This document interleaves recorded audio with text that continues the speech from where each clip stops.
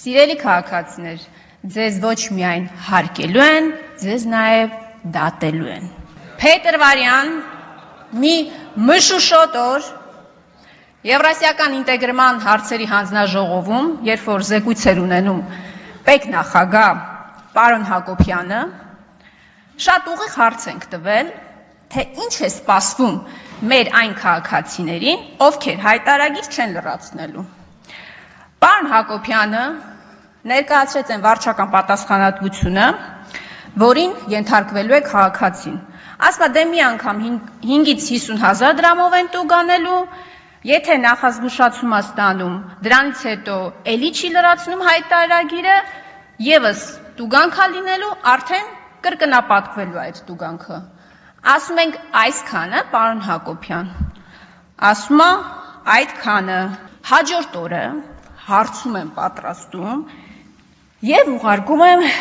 պետնախագահ Էդվարդ Հակոբյանին։ Ասում եմ, հիշում եք, պարոն Հակոբյան, 3 նիստի ժամանակ, որ ասեցիք տուգանք է լինելու, այդ տուգանքը կրկնապատկվելու է եւ այդտեղ ավարտվում է։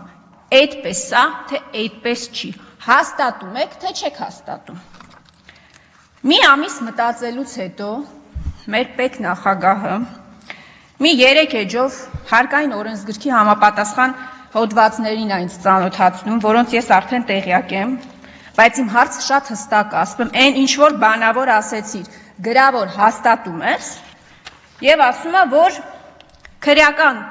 հետապնդումը բացառելու հնարավորության հարցի վերաբերյալ դիրքորոշում տալը դուրս է Հայաստանի Հանրապետության պետական եկամուտների կոմիտեի իրավասությունների շրջանակներից։ Հարցում եմ ուղարկում մեր սիրելի գլխավոր դատախազին։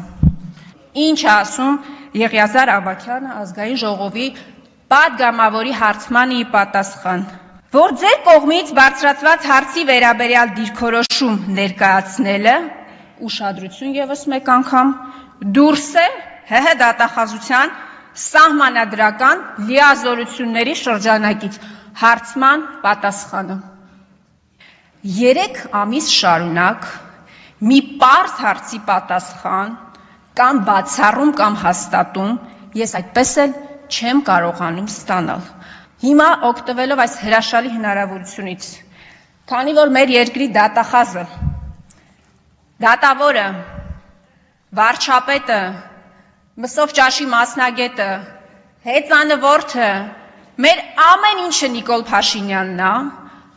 հրապարակային ձևակերպում եմ հարցս եւ ակնկալում եմ հստակ պատասխան, շատ հստակ պատասխան եմ ակնկալում։ Հայաստանի Հանրապետության քաղաքացին դատվելու է հայտարարագիր չներկայացնելու համար,